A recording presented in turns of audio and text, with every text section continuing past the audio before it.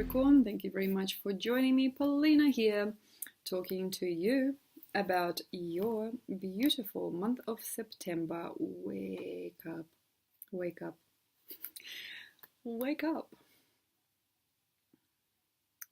We've got a really weird time on our hands. We've got a solar eclipse start to Virgo. We've got a weird time, and you might not want to see. Weird time, and this isn't easy to see, but perhaps you kind of like understood very, very, very deeply in the last few days, maybe leading up to the 21st of August, something isn't going to work. Something isn't going to work. For example, you've been building a relationship with somebody, and you're just sitting there and you're looking at them, and they're not looking at you, and you got something in your hands like a ring, you know, and you like almost proposing, you know, and it isn't going to work. The other thing also about this month, I feel for Capricorns, is things are not just in a little bit of in a crisis. Things are in a blooming, which occasionally comes at once. So what I see for you, is I see for me as well, because I got sitting in the first house, is things come to you at the same time as things go away from you. For example, that part of your life is over and you can kind of see, but then another part just births. It just comes out of nowhere.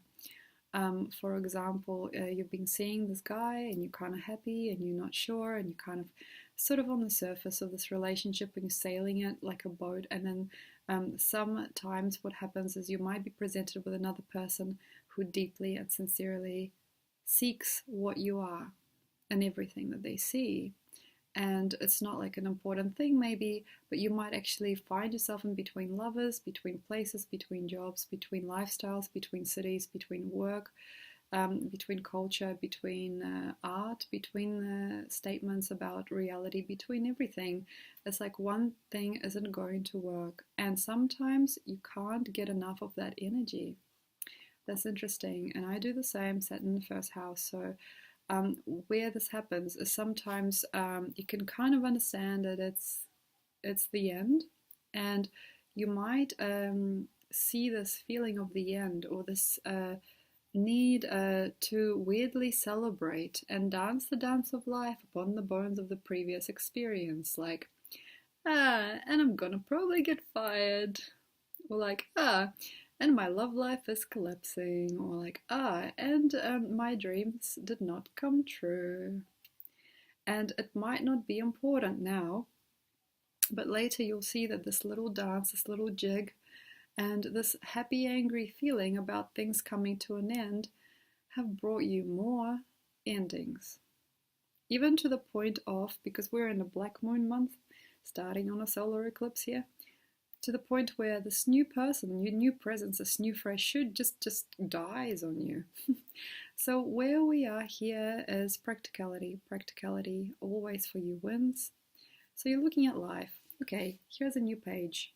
Okay, that's going, and this is coming.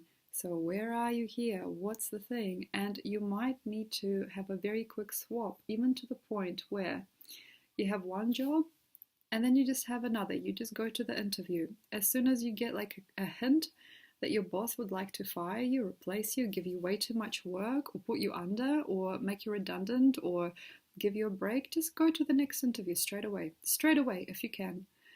This is also not quite so, but can be with lovers, but don't pursue anything. So for instance, you're seeing that your girlfriend is tearing you apart, and she's not actually really in love with you. She's just looking for something to worship that's not real. She's looking to contort you into somebody you're not. Like, say, for example, you're seeing a relationship getting toxic. Don't go on Tinder flicking through. No. Or go. I mean, it's your thing, but it is much better if, for example, you're noticing that this thing is slipping away. And then open your eyes. What's here? Open your eyes.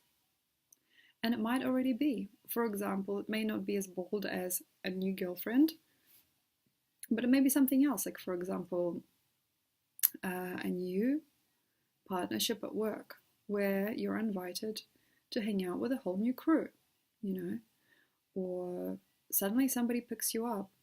People might note that you're sad about something. There might be a sadness, there might be an ending feeling already. So it's like people might ask, "Are you all right?" And that might actually really piss you off, pisses me off as well. When people are like, "Are you all right?" And you're like, "Why would you ask if I'm all right? Of course I'm all right." But they can kind of sense, or they can even smell the ending.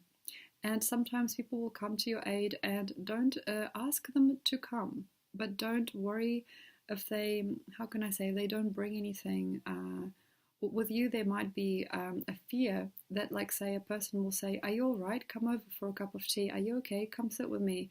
Or, you know, "Come spend some time with me." And there might be this really weird resolution, like you're like, "Oh, they think I'm a failure," or "Oh, this is charity," or "Holy, holy, holy, holy macaroni, this person thinks I'm really unwell in the head." And this is something that happens with me quite often, actually. Sometimes you might see that a person gives you something, or, "Hey, are you all right? Do you want to talk?" And they're actually not really minding you as an interesting person. They're not really giving you anything. Occasionally, in these types of times, they present for you an opportunity to whisk yourself away to their house, stay in their spare room, and things like that. And with that comes a responsibility over yourself, and also maybe time out. I feel that sometimes when people give you the looking over, and they ask if you want to visit them, or if you're okay, or if you need a friend, or if you need a chat, that's not so. Quite frequently, we're actually in our best, you know. Sagittarians, not so much, but from Scorpio to Aquarius, there's a little tunnel. There's a tunnel vision that this person can sometimes get. And especially with Capricorn, you might look like you're sad, or you're dying, or you're weird, or you're at the end of something, but you're actually in love. You may look to somebody unenlightened or strange, but you're actually incredibly so. And this is not this is not usually so during this type of month. So what I'm saying is, you are likely to be extremely well equipped for life, a lot more than other people may suspect. And it might even be laughable when people come to you and say, "Are you okay? Are you all right? I'm worried about you." And it's almost like, "Are you all right? Do you know where I am? Do you know where I go?" You don't know. You know, say, for example, if an Aryan person comes to you and says, "I'm concerned about you," during this type of time, take it. Just have a look. "Okay, yeah, you're concerned about me, so what?" And they might say, "I'm sorry if this is a bit out of line, but would you like to come to my house and have some dinner? Or would you like to come over, meet my wife, and maybe, we go bowling or something?" And people have this little maybe feeling about you, like they're a little bit concerned, or there is something that you might like to change, or maybe there is a few things you might want to do differently, or maybe there is a few things that you may need to look at, or maybe you might need to reevaluate your life. That's not bad. You can take that time. And awful is the knowing that sometimes that's kind of true. And this September, I feel that it might be nice to have a little relationship that's very safe, and a little cuddle from a friend, a little space, a little hobbit hole. Sometimes it is needed for Capricorns to think about themselves and to weigh things up. And it's not like emergency. It's not an emergency. It's not like a big, big thing. It's just sometimes people can kind of see that you're not building, or you are in a very weird way, or there is like a disintegrative process taking place, as you might be happy about things failing more than you are about things growing. And when we are here, Capricorn people, like Saturn, the first house people, sometimes you can kind of understand it. Why? Because when you are happy about anything, and it's like an angry happy, and you don't care if things fall, and it's almost like, haha, I laugh in your face. I laugh in your face. Nature, like, I laugh in your face. People are always disappointing, or something like that. What we do sometimes, Capricorn energies, is we build something else just as bad as that thing that was to be very clear and great. So we can build, for example, a project that is against the revolution of consciousness. We can make a statement that is against the world, or we can judge a book by its cover and fall in love with somebody who doesn't actually even need us to be there, and we end up leeching their lifetime. It's like we can commit to the wrong as much as we like to commit to the right. And sometimes you can't see right from wrong because we're in a really interesting portal here. Also, with this type of energy, I feel for you, Capricorn, the best type of excuse isn't, hey, sorry, I'm working. I'm tired. I'm working. The best type of excuse is, I'm I'm a little off. I'm so sorry. I can't take care of this right now. I'm a little off. And allow people to kind of know that you're a little off. Sometimes when you're a little off, people offer you something, and take that. For example, if you've got a lovely mother with a garden, who has a spare room just for you. If you have a friend who's got a batch at the beach, just for you. If you've got a person that that has a business that they like you to contribute, just for you. If you've got somebody with a spare bedroom or spare space or spare anything, it's actually kind of cool. So without too much care, and too many thoughts in your head, just go for those things that are here. And the people will offer you more if you are able to relax as well. So it's time to take something from another. And it's not so bad because sometimes you blueprinted in that way to give a lot more than you usually care to give. So you can receive a lot more through humanity during this time. And then for humanity and for the trust of human beings, you build something greater.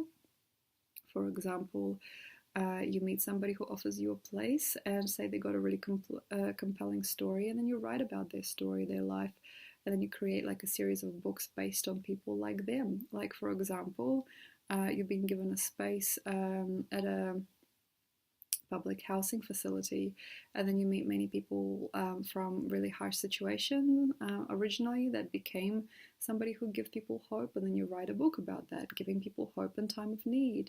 Things can change and things can shift. This time is not hard. That's the thing. Sometimes we look at you guys, Capricorns, we think that's a really hard time. This person's stuck or lost or whatever, but it's not hard at first glance. It is just that some of you guys can start reducing things down to very small things, can start dancing and celebrating and cheering for an ability to produce something, can get destructive, can get vulnerable, and can also vulnerabilize us by thinking it is funny or is good when people fail. If you're in this interesting destructive dance of knocking things about instead of building things on you. And if you did have, for example, a lot of Scorpio in your chart and you've got a lot of Pisces, you might actually be structuring now. That's also possible. So for instance, if you're somebody who's actually structuring and you're thinking about the good of the world, that's not you sometimes, totally. But when you are structuring and you're working towards, try not to work too fast and just to see what else comes up. For example, if you've got a really nice project or program that you're working on, see who comes in, what advice they have, what feedback they give, also what other components come in. Also, when you're tired, you're lazy, you don't want to do it anymore. Why is that? Maybe it's time to sit alone. So work not too hard, like flies. Work not too hard on your projects, but also like make the time to congeal something new. So for instance, you're working on something really worthy, something comes in, you see an article, an inspiration, somebody sends you something, somebody brings you a book, somebody comments, somebody asks for your advice, and using all these different components, allowing human beings once again to service you and to provide you inspiration. Thank you so much, Capricorn. If you would like to know more about me, and the links provided is the information. I hope you had fun, have a joyous September, and I will see you next time. Bye.